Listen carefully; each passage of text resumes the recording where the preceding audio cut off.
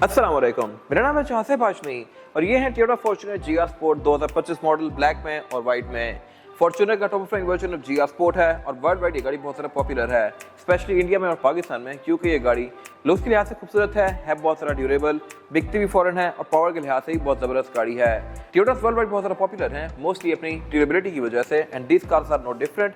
और पाकिस्तान में एक और गाड़ी भी आती है टोयोटा रीवो, उसमें भी GR स्पोर्ट रॉको वगैरह आते हैं और वो भी सेम ही इंजन ऑफर करती हैं, तो इनके पार्ट्स इंटरचेंजेबल हैं कुछ हद तक और इसीलिए ये गाड़ी पाकिस्तान में बहुत ज़्यादा जमी हुई है। बाकी ये गाड़ी अपनी प्राइस को कुछ हद तक जस्टिफाई करती है।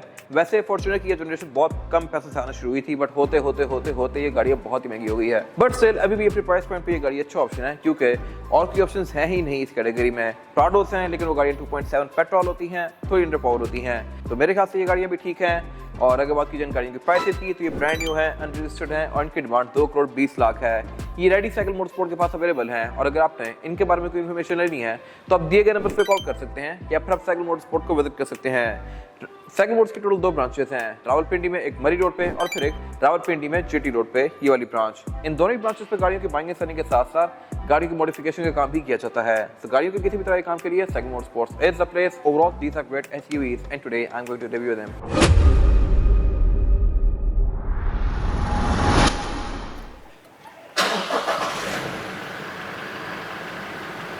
Let's have the exterior of these cars। अब आप सोच रहे होंगे कि मैंने 2 सेम गाड़ियाँ क्यों खड़ी की हुई हैं, और इसकी वजह यह है कि ऑब्वियसली इनके कलर्स डिफरेंट हैं और GR में कुछ चीज़ें ऐसी आती हैं जो कि होती तो बॉडी कलर में है लेकिन व्हाइट में खूबसूरत लगती हैं, ब्लैक में गाड़ी पूरी स्टेल्थी हो जाती है। और जब मैं ब्लैक गाड़ी का रिव्यू करता हूँ तो बता रहा हूँ कि वैसे जगह ब्लैक आती है, व्हाइट में ब्लैक ही रहेगी। तो अभी ये डेमोन्स्ट्रेट करने के लिए व्हाइट गाड़ी मैंने साथ ही खड़ी कर ली है। अब अगर बात करते हैं इनके लुक्स की, तो ये आप देख सकते हैं कि ये वाला पोर्शन ब्लैक ही आता है इररिस्पेक्टिव ऑफ कलर, और व्हाइट में ये थोड़ा सा स्टैंड आउट कर रहा है। इसीलिए इस गाड़ी के रिम ब्लैक आते हैं, तो ये चीज़ें स्टैंड आउट करी हैं। और अगर आप ये गाड़ी किसी कलर में लेते हैं फॉर्च्यूनर GR स्पोर्ट, तो ये चीज़ें थोड़ी सी अच्छी लगेगी मेरे ख्याल से। लेकिन अगर आपको सही स्टाइल सी गाड़ी चाहिए और अपने भी फॉर्च्यूनर रहे हैं, तो फिर GR स्पोर्ट बेस्ट ऑप्शन है, क्योंकि इसमें सब कुछ ही ब्लैक्ड आउट है। लेजेंडर के रिम में क्रोम आता है और उसके अलावा सिग्मा में तो वैसे रिम पूरा सिल्वर आता है, तो इस गाड़ी की एक सही स्टाइल सी लुक है और ये गाड़ी है भी टॉप ऑफ लाइन, तो मेरे ख्याल से ये गाड़ी भी बहुत ज़बरदस्त ऑप्शन है। बाकी अगर बात कीजिए फीचर्स की, तो फीचर्स के नाम पे इन गाड़ियों में पार्किंग सेंसर दिए गए हैं। हेडलाइट इनमें ऑटोमेटिक फीचर के साथ हैं, यानी कि डे और नाइट सेंस करके ऑटोमेटिकली ऑन ऑफ होती हैं। DRL में 2 तरह की दी गई हैं, एक तो ऊपर यहाँ लाइट में और फिर एक नीचे यहाँ पे अलग से दी गई है। नीचे वाली DRL इंडिकेटर में स्विच करती है। Fog lamps obviously GR sport में LED वाले हैं और इसके अलावा बम्पर पीस के लुक्स के लिहाज से मेरे ख्याल से किसी भी ट्रिम में सबसे ज़्यादा खूबसूरत हैं। टोयोटा का एम्ब्लम इस गाड़ी में प्रिंटेड है और इसके अंदर कोई सेंसर नहीं है। इंटरनेशनली इस गाड़ी में रडार भी आता है जो कि इस मोनोग्राम के अंदर दिया गया होता है, पाकिस्तान में ये ब्लैंक ही है। और अगर बात कीजिए इस गाड़ी की एब्सोल्यूट साइड प्रोफाइल की, तो साइज के लिहाज से ये गाड़ी एक मिड साइज SUV है। इससे बड़ी कैटेगरी प्राडो आती है, उससे बड़ी फिर लैंड क्रूज़र आती हैं और उनसे बड़ी फिर रेंज रोवर्स आती हैं, लॉन्ग व्हील बेस वाली गाड़ियाँ। तो ये गाड़ी एक बड़ा स्मार्ट सा साइज है और डे टू डे यूज़ के लिहाज से ये गाड़ी ठीक है। कंफर्ट के लिहाज से प्राडो इससे ऑब्वियसली बहुत ऊपर है, लेकिन वो गाड़ी 2.7 होती है और पावर के लिहाज से इससे कम होती है। फिर इस गाड़ी में एक और अच्छी चीज़ ये है कि ये गाड़ी रेयर व्हील ड्राइव पे भी चलती है। आप इसको 4x2 पे स्विच करके सिर्फ पिछले चला सकते हैं, तो इसकी एवरेज बेहतर आती है और इसके अलावा इसकी पावर भी थोड़ी ज़्यादा फील होती है। फिर ऑब्वियसली आप इसको 4x4 पे स्विच भी कर सकते हैं, ये एक अच्छी चीज़ है और ये ऑप्शन प्राडो में नहीं आता। प्राडो, लैंड क्रूजर, ये सब गाड़ियाँ ऑल टाइम 4x4 होती हैं। बाकी इसके अलावा इसमें फिर ये गाड़ी क्योंकि ब्लैक है तो सब कुछ स्टेल्थी है। रिम भी ब्लैक है, डोर हैंडल भी ब्लैक है, साइड मिरर सब कुछ ब्लैक है। जस्ट यहाँ पे डिफरेंट कलर में ये एक स्ट्रिप दी गई है विंडोज़ के आसपास, और ये बेसिकली फॉर्च्यूनर की सिग्नेचर ग्रिल है। इसमें जो ये कर्व दिया हुआ है, ये चीज़ आपको सिर्फ फॉर्च्यूनर में देखने को मिलती है, और इवन इसके सिग्मा वाले वर्जन में चाबी के ऊपर भी ये कर्व बना हुआ होता है। जबकि इसी गाड़ी को अगर आप व्हाइट कलर में देखें तो ये गाड़ी वेरिएंट की लगती है, देखने में लगता है कि ये गाड़ी 2 टोन है, क्योंकि आधी चीज़ें यहाँ बॉडी कलर में हैं, आधी चीज़ें यहाँ पे ब्लैक हैं। अगर बात करें डोर हैंडल्स की, तो इसमें बॉडी कलर में ही आते हैं, GR स्पोर्ट में छोटे वर्जन में क्रोम आता है। साइड मिरर भी इसके बॉडी कलर में है और इसके अलावा इसमें फिर जो इवन ओवर फेंडर्स तक भी इसके बॉडी कलर में दिए गए हैं। अगर आप सिल्वर गाड़ी लेते हैं तो उसमें सिल्वर होंगे, व्हाइट में व्हाइट हैं, लेकिन रिम इसके ब्लैक आते हैं इररिस्पेक्टिव ऑफ कलर। और इसके अलावा बाकी हाइट के लिहाज से गाड़ी ठीक है, चढ़ के बैठने भी इसमें कोई खास मुश्किल नहीं है। लेकिन एक चीज़ यहाँ पे बड़ी अजीब सी है, वो ये है कि ग्रैब पैसेंजर्स के चढ़ के बैठने के लिए यहाँ पे कोई ग्रैब हैंडल नहीं है। I am not sure why. Grab handle Revo में भी आता है, प्राडो में भी आता है, लैंड क्रूजर में सब में आता है, पता नहीं यहाँ से क्यों निकाला गया है। और आप जब भी इसमें चढ़ के बैठ रहे हो, आपका सबसे पहले हाथ यहीं पे जाता है, लेकिन यहाँ कुछ है नहीं, तो फिर आप दरवाजे को पकड़ के इसमें चढ़ा करेंगे, और ये मेरे ख्याल से बड़ी वियर्ड चीज़ है। रीवो तक ऑफर करा है जो कि सस्ती गाड़ी है, बट इसमें नहीं है। बाकी इसके अलावा ग्राउंड क्लियरेंस के लिहाज से ये गाड़ी अच्छी खासी ऊपर है हाइट कंट्रोल इसमें ऑफर ही नहीं होता वर्ल्ड वाइड, और ना ही इसमें सनरूफ ऑफर होती है वर्ल्ड वाइड। प्राडो बेसिकली यहाँ पे नंबर रह जाती है, और प्राडो लोग स्विच भी इसलिए करते हैं कि उसमें सनरूफ आती है। बाकी इसके अलावा सस्पेंशन के लिहाज से जो GR है ये बाकी वजह से थोड़ा सा ज्यादा इंप्रूव्ड है। और अगर बात की जाए इसका एक रेयर एंड की, तो यहाँ भी सेम डिफरेंसेस हैं। कलर गाड़ी में आपको कुछ चीजें ब्लैक नजर आएंगी, जबकि ब्लैक गाड़ी में सब कुछ ही ब्लैक आउट है। इसमें आपको आइडिया होगा कि टोयोटा ने कहाँ मेहनत की है, क्या क्या चीजें ब्लैक रखी हैं। जैसे कि इसमें डिफ्यूजर ब्लैक है, ये वाला एरिया ब्लैक है, स्पॉइलर के अंदर वाला एरिया ब्लैक है, और इसके अलावा टेल लाइट्स में जो ये वाला एरिया ब्लैक होता है ये ब्लैक में नजर ही नहीं आता। बट इस गाड़ी में आपको ये चीज स्टैंड आउट करती हुई नजर आएंगी कि टेल लाइट्स में भी ब्लैक पोर्शन दिया गया है। तो यहाँ सबको आइडिया होता है कि टोयोटा ने कहाँ मेहनत की है। लेकिन इसकी जो ये स्ट्रिप है ये मेरे ख्याल से अगर ब्लैक होती तो ज्यादा बेहतर था। ये क्रोम में होती, छोटे बंदे में क्रोम में आती है। व्हाइट में बहुत प्लास्टिक और चीप सी फीलिंग दे रही है। बाकी इसके अलावा टेलगेट्स गाड़ी में पावर्ड है जो कि अनलॉक करने पे ऑल द वे अब जाएगा लाइक दिस। और ये गाड़ी एक प्रॉपर 7 सीटर SUV है। इसमें 3rd रो सीट्स दी गई हैं जिनको खोल के आप यहाँ पे लोग बिठा सकते हैं। और इसके अलावा यहाँ पे एमेनिटीज भी पूरी हैं। ऊपर एयर वेंट्स दिए गए हैं, सीट बेल्ट दी गई हैं, कैब हैंडल्स दिए गए हैं, क्वार्टर ग्लास दिए गए हैं। लेकिन ये सीट्स भी बहुत ज़्यादा स्पेशियस नहीं है। आप यहाँ पे 2 लोग बिठा सकते हैं, लेकिन शॉर्ट जर्नीज के लिए, लॉन्गर जर्नीज पे उनको सर का इशू होगा, हेडरूम बैक पे ना होने के बराबर है। बाकी इसके अलावा इन सीट्स को फोल्ड करने के बाद ट्रंक कैपेसिटी यहाँ पे थोड़ी बहुत बच जाती है, लेकिन आप यहाँ पे कोई खास बड़ा सामान नहीं रख सकते।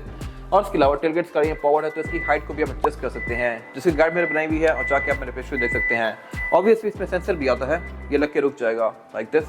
और इसके अलावा बाकी फीचर्स के नाम पे बैक पे इस गाड़ी में ये टेलगेट पावर्ड तो है ही, पार्किंग सेंसर्स हैं, वाइपर हैं, और इसके अलावा यहाँ कुछ खास है नहीं। और अब अगर बात कीजिए इन गाड़ियों के इंटीरियर की, तो इंटीरियर GR में सेम ही आते हैं, इसमें कोई कलर कॉम्बिनेशन ऑफर नहीं होते। हालांकि फॉर्च्यूनर में बहुत सारे कलर कॉम्बिनेशन आते हैं। अगर आप सिग्मा लेते हैं तो उसका रंग कैमल ब्राउन और ब्लैक होता है। लेजेंडर में ये बरगंडी और ब्लैक होता है, लेकिन पूरा ही लेदर का होता है। इसमें ये पूरा ही ब्लैक है, लेकिन इसमें कुछ रेस्ट्रिक्शंस दी गई हैं और अल्केंटारा यूज किया गया है सीट्स पे। तो तीनों ही इंटीरियर डिफरेंट हैं। रूफ लाइनर सिर्फ इसी गाड़ी का ब्लैक होता है, और फीचर्स के लिहाज से भी ये गाड़ी अच्छी खासी इक्विप्ड है। स्टीयरिंग इसका लेदर असिस्ट है ही, और इसमें GR की बैजिंग भी दी गई है। फिर इसकी जो ये फ्रिल्स हैं ये बेसिकली शैडो क्रोम में है, और इसके अलावा पेडल शिफ्ट तो फॉर्च्यूनर में आते ही हैं। क्रूज कंट्रोल ये गाड़ी ऑफर करती है, लेकिन एडाप्टिव नहीं है। स्टीयरिंग इसका मल्टीमीडिया वाला है। हेडलाइट इसमें ऑटोमेटिक है, वाइपर इसमें नॉर्मल से हैं। और अगर बात की जाए मीटर की, तो ये भी लुक्स के लिहाज से इस गाड़ी का सबसे बेस्ट है, क्योंकि इसकी रीडल्स रेड है, और इसके अलावा ये ब्लैक, व्हाइट और ग्रे कॉम्बिनेशन में है। सेंटर में 4.2 इंच का TFT डिस्प्ले दिया गया है, जो कि मेरे ख्याल से 2025 में साइज के लिहाज से बड़ा हो सकता था। इस तरह की स्क्रीन 2014 में गारंटी में आया करती थी, बट इसमें अभी तक कंटिन्यू की गई है। लेकिन आपको स्टैट्स काफी शो करवाती है, जैसे कि टायर टर्निंग रेडियस, गाड़ी की स्टैट्स, एवरेज किलोमीटर पर लीटर, इस तरह की सारी चीजें। मीटर क्या होता है कि इसकी लेदर की फिनिश में है। डैशबोर्ड इसका है चीप प्लास्टिक का, मेरे ख्याल से बेहतर हो सकता था। बाकी इसका मल्टीमीडिया भी फीचर्स के लिहाज से इंप्रूव्ड है। इसमें Bluetooth, aux, navigation, USB, Android auto, Apple CarPlay ये सब आता है। क्लाइमेट कंट्रोल भी इसमें डुअल जोन है, 2 जोन फ्रंट पे हैं, एक बैक पे अलग से दी गई है। फिर इसके अलावा इसकी 4x4 की सिलेक्शन जो कि है H2, H4 और L4, जैसा कि मैंने बार कवर किया पहले, ये गाड़ी आप पार्शियली 4x4 पे चला सकते हैं, लाइक सिर्फ रेयर टायर्स पे। बाकी इसके अलावा फिर इसमें कप होल्डर्स दिए गए हैं, ये सारा एरिया कार्बन फाइबर के फिनिश में है। और गियर सिलेक्टर भी इसका ये शैडो ग्रे या शैडो क्रोम के कॉम्बिनेशन के साथ है। आम गाड़ी में ये बड़ा ब्राइट आता है। गियर सिलेक्शन जो है इसमें वो है P और ND और S में करके आप इसको मैनुअली यहाँ से भी चला सकते हैं, और पैडल शिफ्टर तो इसमें है ही। हैंड ब्रेक इसमें अभी तक नॉर्मल आ रही है, ये मेरे ख्याल से बेहतर हो सकती थी। आप इसको ऐसे एंगेज करेंगे।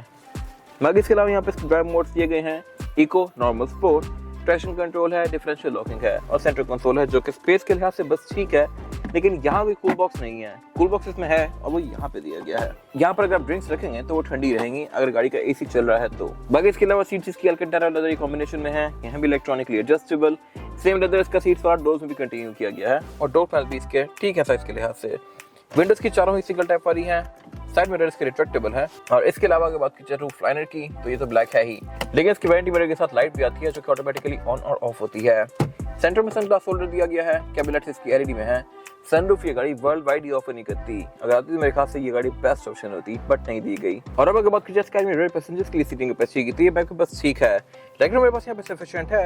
हेडरूम भी इसमें डिसेंट है, लेकिन ट्राई के लिहाज से क्योंकि बहुत सारा चौड़ी नहीं है, तो इसमें 3 लोग कंफर्टेबली बैठ सकते हैं। प्राडो बैग पे चौड़ी काफी ज्यादा होती है, लेकिन अमेनिटीज इसमें ज्यादा बेहतर हैं। इस तरह से रेयर पैसेंजर्स के लिए यहाँ पे एयर वेंट्स तो हैं ही, लेकिन यहाँ प्रॉपर क्लाइमेट कंट्रोल की जोन भी दी गई है। फिर इसमें रेयर पैसेंजर्स के लिए पावर आउटलेट तो है ही, लेकिन ऊपर C2C पावर आउटलेट भी दिए गए हैं। इसके अलावा लाइट्स भी इसकी LED में है, और बाकी इसके डोर्स भी लेदर की फिनिश में है। सेंटर में ये सेंटर कंसोल भी ऑफर करती है, इसको निकाल के आप आर्मरेस्ट यूज कर सकते हैं, और इसमें 2 कप होल्डर्स भी दिए गए हैं। फिर इसके अलावा रेयर पैसेंजर्स के लिए इसमें कोई एयरबैग्स नहीं आते, अगर तो मेरे ख्याल से अच्छी बात थी। इसमें टोटल 3 ही एयरबैग्स हैं, एक डैशबोर्ड में, एक स्टीयरिंग में, और फिर ड्राइवर के नी पे। रेयर बच्चे इसके 60-40 स्पीड के साथ हैं। इनको फोल्ड करके आप इसकी ट्रंक कैपेसिटी को बेहतर बना सकते हैं और इनको आप इस तरह से एडजस्ट भी कर सकते हैं अपनी मर्जी के लिहाज से। तो ये मेरे ख्याल से एक अच्छी चीज़ है। इसके बाद अगर बात की जाए गाड़ी के इंजन की, तो इंजन इसमें दो मेन ऑफर होते हैं। 2.7 पेट्रोल जो कि प्राडो में भी आता है, 2.8 डीजल जो कि प्राडो में भी आता है, लेकिन वो गाड़ियाँ बहुत कम होती हैं।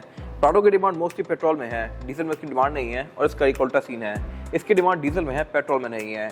अब कहने को इंजन थोड़ा सा डर्टी है, इसको अगर आप स्टार्ट करते हैं तो ये गाड़ी बहुत ज़्यादा धुआं फैला देती है आसपास, और इसके अलावा स्टार्ट करने पे ये पीछे थोड़ा सा ऑयल भी फेंकती है, ब्रांड न्यू गाड़ी होते हुए भी। बट स्टिल ये इंजन पावरफुल काफ़ी है, तो पाकिस्तान में इसकी मार्केट काफ़ी स्ट्रॉन्ग है। रेमो में भी सेम इंजन आता है, इसमें भी, और ये इंजन 201 हॉर्स पावर प्रोड्यूस करता है, जो कि बहुत अच्छा परफॉर्मेंस फिगर है बॉडी साइज के लिहाज से।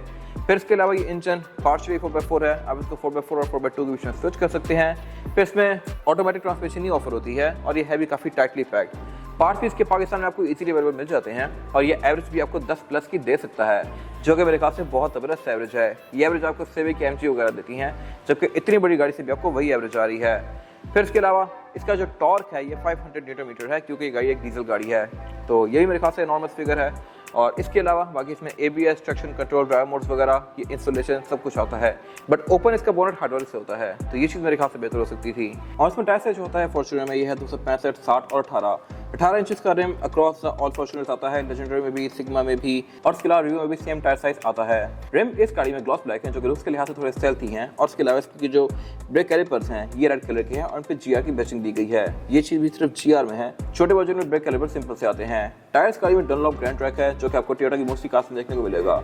अगर आप इवन लैंड क्रूजर ले लें 300 सीरीज या फिर लेक्सस ले लें 600, उसमें भी आपको टायर डनलॉप ग्रैंड ट्रैक ही देखने को मिलेगा। By the way Lexus Toyota की एक ब्रांड है। ये था आज का रिव्यू। अगर आपको रिव्यू पसंद आया है तो इसको लाइक कीजिए, मेरे चैनल को सब्सक्राइब कीजिए, और अगर आपके पास इस गाड़ी से रिलेटेड कोई भी राय है तो उसको कमेंट सेक्शन में शेयर जरूर कीजिएगा, ताकि वो लोग जो ये गाड़ी लेने वाले हैं वो आपकी राय से फायदा उठा सकें। अपना ख्याल रखिएगा। Thank you.